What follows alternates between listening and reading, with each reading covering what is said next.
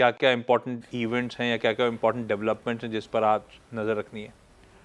बिल्कुल, देखिए जैसा मैं कह रहा था, सबसे बड़ा क्यू जो अदरवाइज होता है वो था कि आज नवरात्रि की शुरुआत है और जीएसटी कट आज से लागू हो रहा है। और वीकेंड पे प्राइम मिनिस्टर मोदी ने भी संबोधन किया था देश का, उन्होंने ये बात कही भी थी।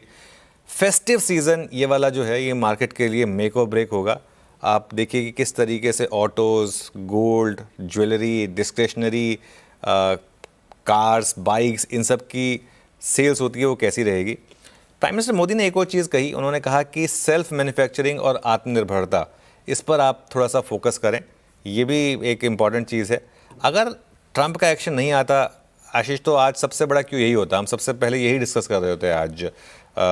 जो ये H1B वीज़ा वाला उनका एक स्टेटमेंट है, मैं उसको फिर रिविज़िट कर रहा हूँ क्योंकि इसमें जो इम्पॉर्टेंट चीज़ है ना वो लोगों को ये समझनी होगी कि ये एक इस चीज़ को सिर्फ इस तरीके से ना देखा जाए कि वीज़ा की वन टाइम फीस बढ़ गई। इसको अगर आप थोड़ा सा और रीड थ्रू करें तो कहीं ना कहीं ये मान के चल सकते हैं कि ज़बरदस्ती अब IT सर्विसेज को भी कहीं ना कहीं इसमें घसीटा जा रहा है इस ट्रेड वॉर में। और IT सेक्टर पर नियर टर्म में थोड़ा सा इम्पैक्ट पॉसिबल है। लेकिन अगर कंपनियां, अब वीकेंड में बहुत लोग कह रहे थे कि ये भारत के लिए ब्लेसिंग इन डिस्गाइज हो सकता है, क्योंकि अगर कंपनियां फोकस करें कि भारत में ही मतलब जो काम है वो भारत से ज़्यादा हो सके, और उसके बाद हो सकता है अगर लोगों को जो ब्रेन ड्रेन है वो भी बंद हो जाए और यहाँ पर जो लोग रह रहे हैं वो भी अगर उस तरीके से सोचें जैसे अमेरिका में टेक एंटरप्रेन्योर्स रहे हैं, तो वो हो सकता है लॉन्ग टर्म में हमारे लिए पॉजिटिव भी हो। देखिए ऑप्टिमिस्टिक इंसान हर किसी नेगेटिव चीज़ में भी पॉजिटिव ढूंढ लेगा, तो वो अगर आप इसमें पॉजिटिव ढूंढना चाहें तो वो इस तरीके से ढूंढ सकते हैं। पीयूष गोयल जी ट्रेड डील के लिए और बायलैटरल एग्रीमेंट के लिए अमेरिका में है, तो वो एक और क्यों होगा। इसके अलावा मुझे लग रहा है कि मार्केट का फोकस कुछ समय के लिए वापस डोमेस्टिक कंपनीज की तरफ शिफ्ट होगा आशीष, क्योंकि इस हफ्ते उसके अलावा मार्केट के पास कोई ज़्यादा क्यूज़ नहीं है। क्यूज़ आने शुरू होंगे आपके पास अगले हफ्ते से, जब ऑटो सेल्स के डेटा आएंगे, जब कंपनीज अपने प्रोविजनल नंबर्स, अपने बिजनेस अपडेट्स ये सब पोस्ट करना शुरू करेंगे, वो देखेंगे। और इसके अलावा अगले 2-3 दिन टेक्निकल्स मार्केट के लिए काफ़ी इंपॉर्टेंट होंगे। हम पिछले 9 दिन से हायर लो बना रहे थे, उसके बाद मार्केट ने हायर लो का सीक्वेंस तोड़ा, तो अगले 2-3 दिन निफ्टी की क्लोजिंग कैसी होगी, आई थिंक ये देखना बहुत ज़रूरी होगा। 9 सेशंस के बाद जैसा मैंने कहा कि निफ्टी ने एक लोअर लो बनाया है, तो उस सेंस में टेक्निकल्स की भी इंपॉर्टेंस होगी। बिल्कुल ठीक है, ये कुछ इंपॉर्टेंट आज दिन इंटरेस्टिंग था, वाकई इंटरेस्टिंग था। काफ़ी सारे इंटरेस्टिंग पहलू थे टटोलने के लिए, लेकिन अब सबसे इंपॉर्टेंट वो वीज़ा वाला इशू। अच्छा, अब मार्केट्स पे बढ़िया मूव्स एंजॉय करके फ्राइडे को सिस्टम से बाहर आ गए हम लोग। 600 पॉइंट के आसपास की जब से पोजिशनली लॉन्ग होना शुरू हुए थे, 600 पॉइंट की बढ़िया तेजी हमने बुनाई, सिस्टम से बाहर हुए हैं और कंसर्न्स थोड़े से माउंट होते हुए मार्केट्स को लेकर ये डेवलपमेंट्स वीकेंड के दिखा रहे हैं। ऐसे में अब क्या वॉच करा जाए, बाजार में रणनीति क्या हो? आपने कहा था अगला लेग जब आएगा मूव का तो अपन पोजिशनली तब देखेंगे, इस बीच लेकिन अब रणनीति होगी क्या, क्या वॉच करोगे आप स्क्रीन्स पर? बिल्कुल, देखिए सबसे पहले तो निफ्टी की बात कर लेते हैं, क्योंकि निफ्टी में शायद एक स्विंग पूरी हुई, वो 24,450 से लेके 25,450 तक का जो हाई था, एग्जैक्ट 1000 पॉइंट की स्विंग पूरी हुई। अब अगले 2-3 दिन मुझे लग रहा है कि निफ्टी में आपको दोनों तरफ के मौके मिलेंगे। इंट्राडे में लॉन्ग और शॉर्ट दोनों रहेगा। ओवरनाइट अभी कोई पोजीशन कैरी ना करें, क्योंकि मार्केट थोड़ा सा ओवरनाइट के लिए अब थोड़ा सा रिस्की हो जाएगा।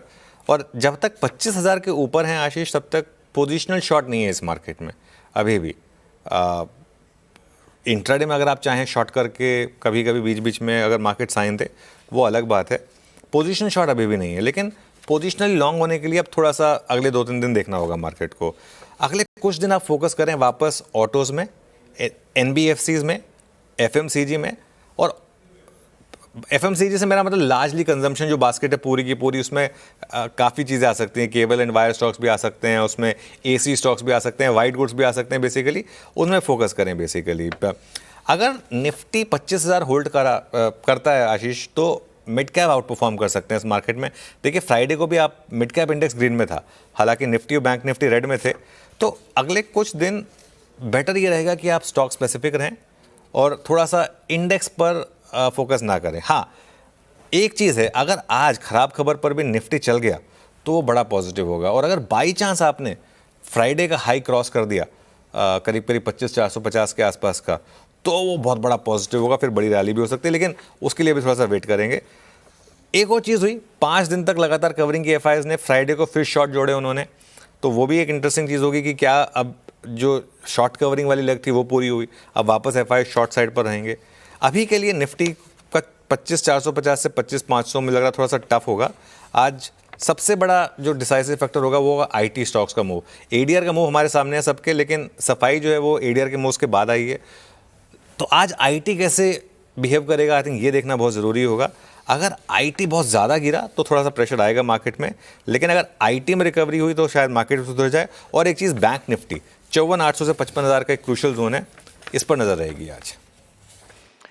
ओके, नैस्कॉम का इस बीच स्टेटमेंट भी आता हुआ कि H1B वीज़ा फीस के जो क्लैरिफिकेशंस आए हैं उससे इमीडिएट कंसर्न्स काफ़ी हद तक रिड्यूस होते हुए, खैर फिर भी चुनौती है, बिल्कुल सही है। देखते हैं आईटी कैसे बिहेव करता है आज के ट्रेडिंग सेशन में।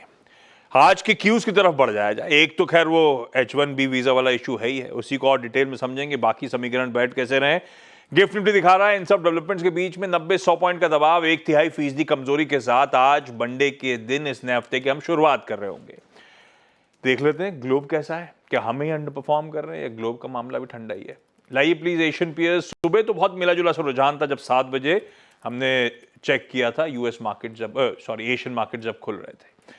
इस समय भी वैसे ही मिला जुला रुझान है। चाइना के मार्केट्स खुले हुए हैं आपकी स्क्रीन पे, मिला जुला सा ट्रेड होता हुआ, लेकिन बाकी एशिया बेहतर करता हुआ। तो लार्जली इन ग्रीन टिल्ट है एशिया का। और यूएस में फ्राइडे को मजबूती के साथ कामकाज हुआ। भाई यूएस के फ्यूचर्स 3:30 बजे जब हमारे सेशन की समाप्ति हो रही थी बिल्कुल फ्लैट थे। उसके सामने तीनों बेंचमार्क्स 1/3 से 3/4% उछाल के साथ।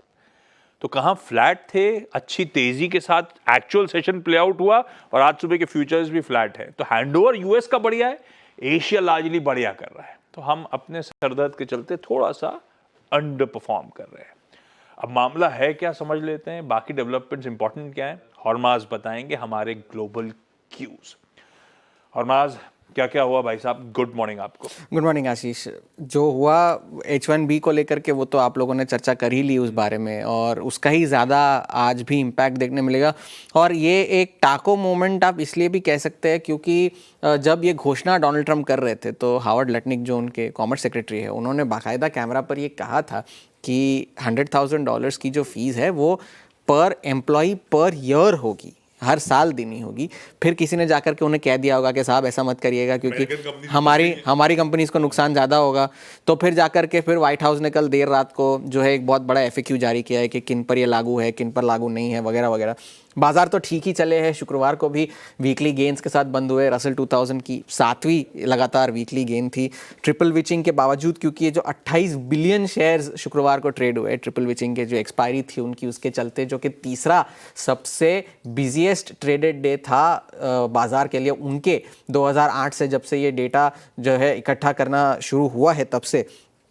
और बाकी सारी जो कंपनीज है, अब यहाँ पे भी तीसरी तिमाही के नतीजे आने शुरू होंगे अगले महीने से, और एक अच्छे क्वार्टर का अनुमान लगाया जा रहा है क्योंकि जिन्होंने अच्छा फॉरकास्ट दिया है उन कंपनियों की सूची भी एक साल के सबसे ऊंचे स्तरों पर है, जिन्होंने खराब फॉरकास्ट दिया है उनकी भी सूची जो है एक साल के निचले स्तरों पर है। तो एक अच्छे क्वार्टर का अनुमान है। और SEC के जो चेयरमैन हैं उन्होंने भी ये कहा है कि जो पब्लिक कंपनीज के डिस्क्लोजर के कुछ रूल्स हैं उनमें बदलाव किए जाएंगे। शायद जो डोनाल्ड ट्रंप ने प्रस्ताव दिया था कि तिमाही के बजाय छमाही नतीजे घोषित किए जाए, उस पर शायद कोई कार्रवाई हो सकती है, उस पर शायद कोई कदम उठाया जा सकता है। डोनाल्ड ट्रंप और शी जिनपिंग के बीच शुक्रवार को भी बातचीत हुई, फ़ोन कॉल हुआ, जहां पर उन्होंने कहा कि काफ़ी सारी मसलों पर चर्चा हुई, यूक्रेन पर, फेंटेनिल पर, ट्रेड पर। और शी जिनपिंग ने एक तो बात कही कि भाई बातचीत तो हमारी अच्छी हुई, लेकिन US को चीन के कंपनियों को व्यापार करने के लिए एक अनुकूल वातावरण देना चाहिए, और वो भी जो है US एक अनुकूल मौके पर जाएंगे अगले साल। और डोनाल्ड ट्रंप ने भी कहा है कि 2026 की शुरुआत में वो भी चीन जाएंगे। टिकटॉक को लेकर के अभी तक कोई औपचारिक तौर पर घोषणा नहीं की गई है, आखिरी डील जो है वो कुछ दिनों में जो है अनाउंस करी जाएगी। लेकिन इस बार इस हफ्ते कम से कम 13 फेड के अफसर जो है बयान देने वाले हैं, इंक्लूडिंग जेरोम पावेल, जो कि कल उनका बयान होगा, पॉलिसी के बाद का पहला उनका जो बयान होगा वो एक बड़ा फैक्टर होगा देखने के लिए। आज ही फेड के जो है 5 अफसरों के तो बयान आज ही है, तो उन पर सबकी नज़रें होंगी। पीसीई का आंकड़ा इस हफ्ते आना है शुक्रवार को, तो वो बाजार के लिए एक बड़ा ट्रिगर होगा। लेकिन फिलहाल के लिए अब यूएस के बाजारों के लिए भी डायरेक्शनल क्यूज इतने ज़्यादा है नहीं। इस हफ्ते जो शुक्रवार को महंगाई का आंकड़ा आएगा, गुरुवार को जो और मैक्रो डेटा आएंगे, वही सारी चीज़ें हैं देखने के लिए। और ये वीज़ा और टैरिफ को लेकर के कोई अगर डेवलपमेंट्स हो तो वो ज़्यादा ध्यान में रखने की ज़रूरत होगी। यूएस के जो स्टेटमेंट आए हैं अपने लिए, टैरिफ और ये वीज़ा वाला मामला ज़्यादा इंपॉर्टेंट इस हफ्ते देखते हैं किस तरह से और डेवलपमेंट्स प्रोग्रेस करते हैं। वो ट्रम्प साहब, वो लटनिक साहब थे, उनके बगल में एक बोर्ड रखा हुआ था गोल्ड कार्ड का। भाई जो अमेरिका जाना चाहते हैं $1 मिलियन दीजिए और आपको परमानेंट रेजिडेंसी देंगे ट्रम्प साहब और उनका एडमिनिस्ट्रेशन। $1 मिलियन मतलब 8.8 करोड़ रुपए, 9 करोड़ पकड़ लीजिए हिसाब किताब मिला के। 9 करोड़ में आप जाना चाहोगे यूएस रहने? कोई 9 करोड़ तीर्थ से पहले डूबती नैया में वैसे भी क्या जाना। ये ग्लोबल डेवलपमेंट्स हैं आपके लिए। ग्लोब